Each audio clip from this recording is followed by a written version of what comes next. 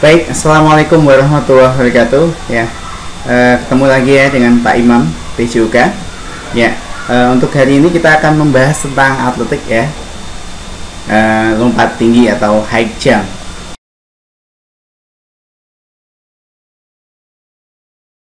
Will it be a better effort?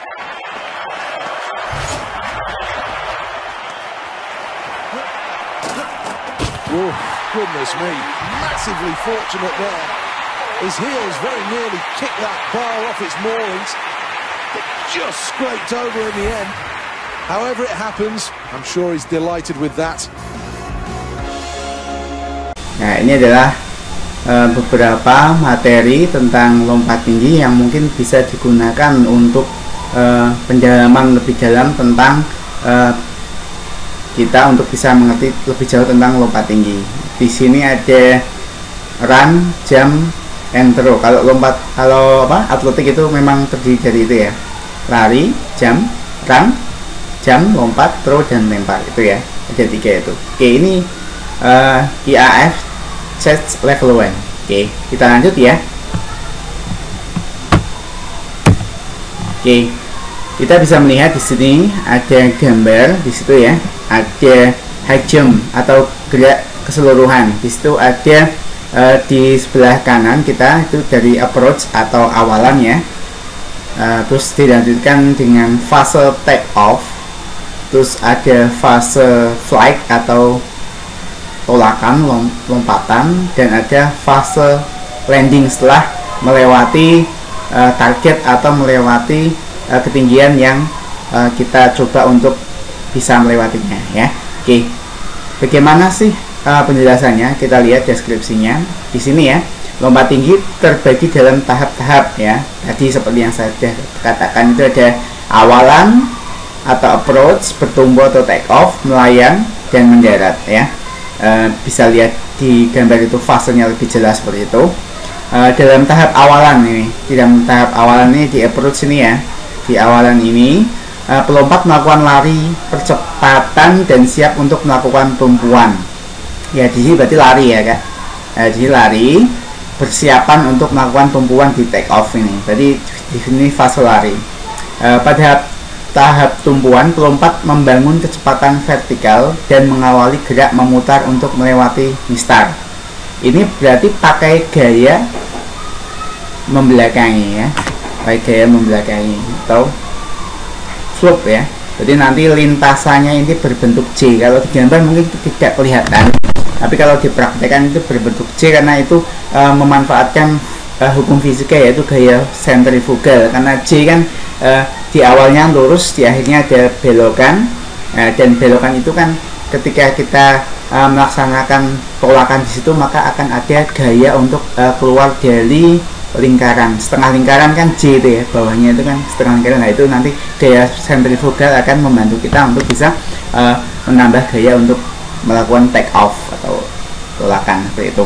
Oke, untuk di garis bawahi pada fase approach atau awalan ini, kita harus menggunakan kecepatan yang optimal. Jadi jangan terlalu lambat dan jangan terlalu kencang ya.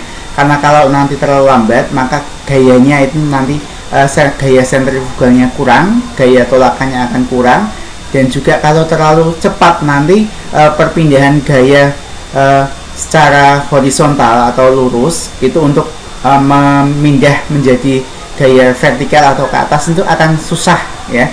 Akan kalau terlalu cepat nanti gayanya itu vektornya akan gerakannya itu tidak ke atas tinggi, tapi malahan ke depan jauh seperti itu. Jadi menggunakan kecepatan yang optimal atau kecepatan yang mencukupi seperti itu. Jangan terlalu rendah dan jangan terlalu kencang ya, di pertengahan seperti itu.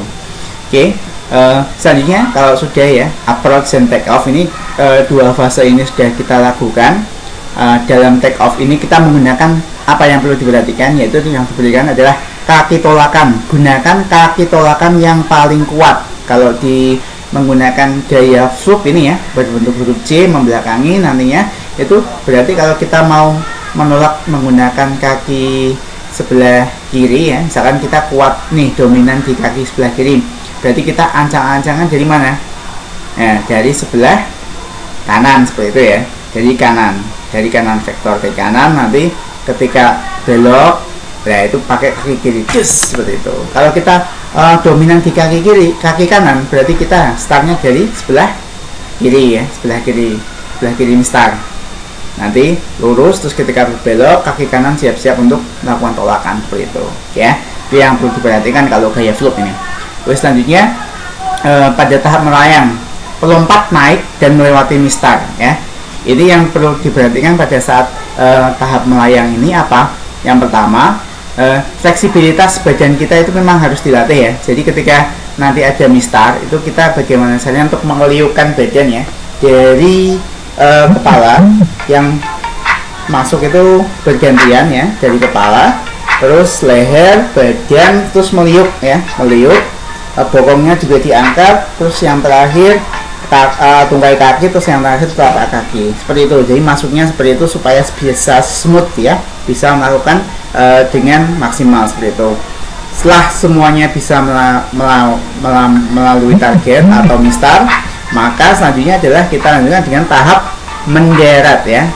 Tahap mendarat ini, pelompat menyelesaikan lompatan dengan aman. Intinya apa? Ketika jatuh di dalam matras itu kita harus bagaimana caranya untuk jatuhnya itu agar safe ya, atau aman. Jangan kepala dulu atau leher dulu. Bagaimana kalau kita sudah melewati mistar, kita harus segera memposisikan posisi badan ini untuk sebisa mungkin berbentuk streamline atau datar, sehingga nanti ketika jatuh di dalam matras dia tidak terkena tekanan yang terlalu besar sehingga menyebabkan cedera ya. Hal ini harus sangat diperhatikan untuk para atlet dan juga mungkin yang sedang belajar tahap ini ya, pada lompat tinggi gaya flip ini ya. Apalagi gaya flip karena membelakang ini memang karena kita menggunakan gaya seperti ini, maka keselamatan atau pada saat jatuhan itu harus sangat diperhatikan ya.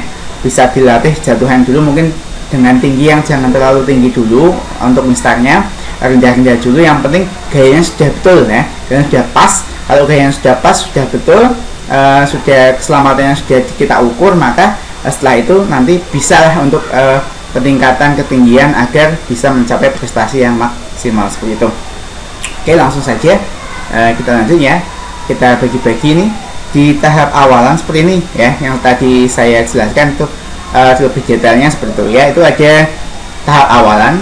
Di dalam tahap awalan ini membentuk huruf C, mula-mula lurus 3-5 langkah, kemudian melengkung 4-5 langkah seperti ini ya. Ancang-ancangnya berarti cukup 3-6 langkah saja dari lurusnya, dan lengkungannya ya, di lengkungan yang ini ya, di lengkungan saat ini lurusnya ya, lurus. Terus ini 3-6 langkah. Terus ketika belok ini ada 3-6 langkah. Nah, ini di sini ada pijakan ya, atau hentakan kaki ya, seperti itu. Hentakan kaki untuk langkah pertama adalah dengan telapak kaki ya, badan condong ke depan sedang saja untuk langkah pertama seperti itu. Jadi awalnya itu ketika menolak itu arahnya ke atas dulu ya, jangan di mengkokkan ke belakang dulu, ke atas dulu untuk mencapai ketinggian maksimal. Baru ketika sudah fly di atas kecepatan ketinggian maksimal sudah berhenti, nah seperti itu badannya baru kita condongkan untuk menuju ke mistar, sehingga nanti bisa mencapai ketinggian yang maksimal seperti itu ya. Oke, selanjutnya di tahap awalan ya, persiapan untuk bertumpu atau tolak seperti ini ya, approach. Di awalan ini persiapan untuk bertemu, karakteristik frekuensi langkah ditingkatkan terus-menerus ya, badan condong ke dalam, sudutnya tergantung pada kecepatan lari awal. Terus kecondongan badan ke depan dikurangi dan badan ditegakkan.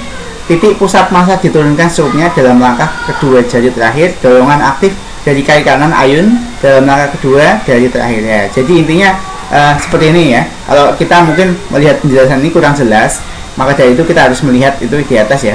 Di atas itu ada tahapan-tahapan. Di situ mungkin lebih jelas dari approach-nya, bagaimana sih caranya untuk bisa mengubah kecepatan vertikal menjadi kecepatan horizontal atau ketinggian yang maksimal ya, seperti itu ya. Jadi frekuensi kakinya diperbanyak, badannya condong kemiringannya seperti ini, bisa lihat ketika sudah melewati lurus dan berbentuk J itu sudah menggunakan pemiringan seperti ini agar nanti pada saat untuk melakukan take off ini bisa maksimal seperti itu. Oke, ini untuk mengubah vektor gaya ya, dari lurus ke depan terus dipindah menjadi menyamping, jadi seperti ini. Posisi badannya harus seperti ini. Oke, jelas. Kita lanjut ya. Oke, selanjutnya tahap take off ya, ini detailnya seperti ini. Itu ada 1 dan 2. Tujuan untuk memaksimalkan kecepatan vertikal dan mengawali gerakan putar yang dibutuhkan untuk melewati mistar. Seperti itu ya. Karakteristiknya, hentakan kaki adalah aktif, cepat dan datar dengan gerakan ke bawah dan ke belakang. Kaki yang bertolak tumpu menuju ke arah tempat pendaratan. Waktu di tanah dan pengurangan kaki tumpu adalah diperkecil. Ya, ini seperti itu. Kita lebih jelas melihat gambar seperti itu kayak. Oke, selanjutnya pada tahap melayang ya, atau flight. Flight ini untuk melewati mistar tujuannya ya. Karakteristik tekniknya seperti apa? Karakteristiknya yaitu posisi bertolak dipertahankan pada saat badan memperoleh ketinggian ya, jadi seperti itu, posisinya harus ditahan. Coba lihat posisi 1 itu ada menyorot pada kaki ya, ini ya, di sini ada kaki, bagaimana kaki itu ditekuk menuju vertikal ke atas dari ayunan dari belakang ke depan atas ya. Ini untuk mendorong atau memberikan dorongan maksimal untuk vektornya gaya ke atas ya, sehingga badan kita terdorong ke atas. Selanjutnya lengan depan meraih ke atas ya, lengannya dari ke atas menyilang dan melewati mistar seperti ini. Pinggul diangkat melewati mistar dengan melengkung pinggang dan menurunkan kaki dan kepala seperti itu ya.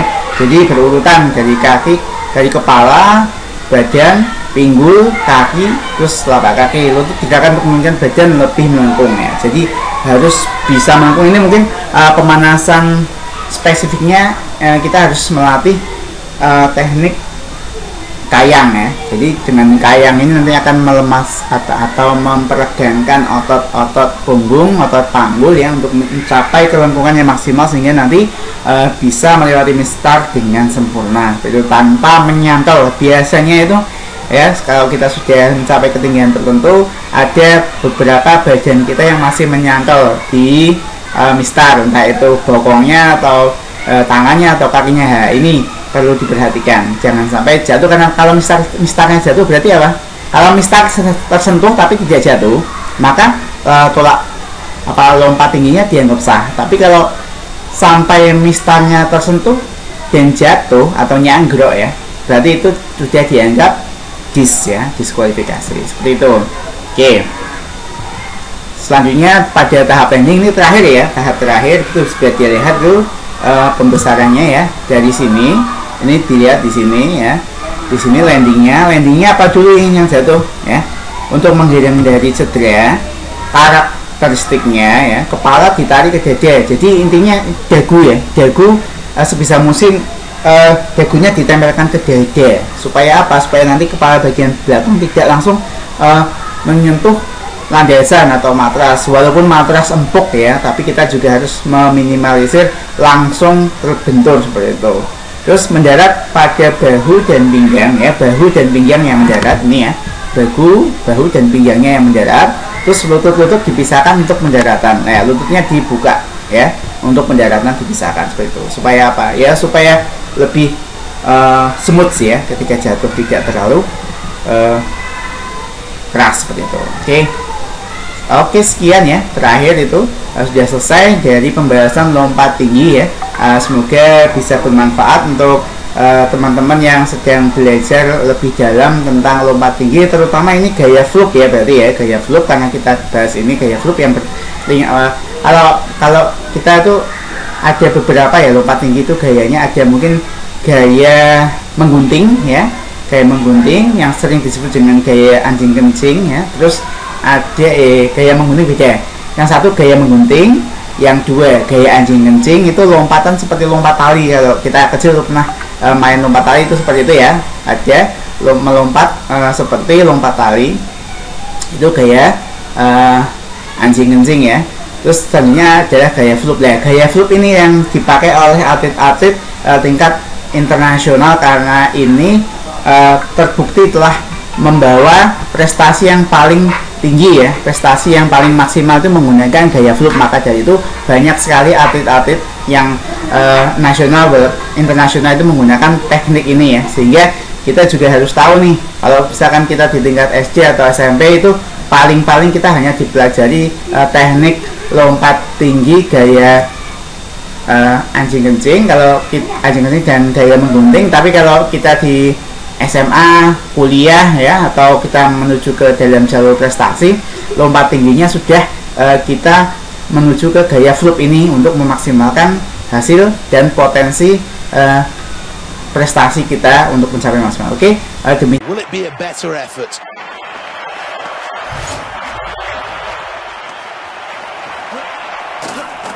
Oh, goodness me, massively fortunate there.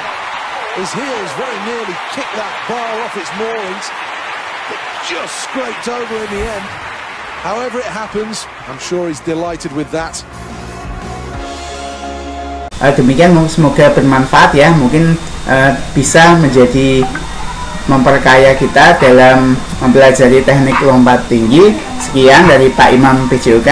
Terima kasih. Assalamualaikum warahmatullahi wabarakatuh.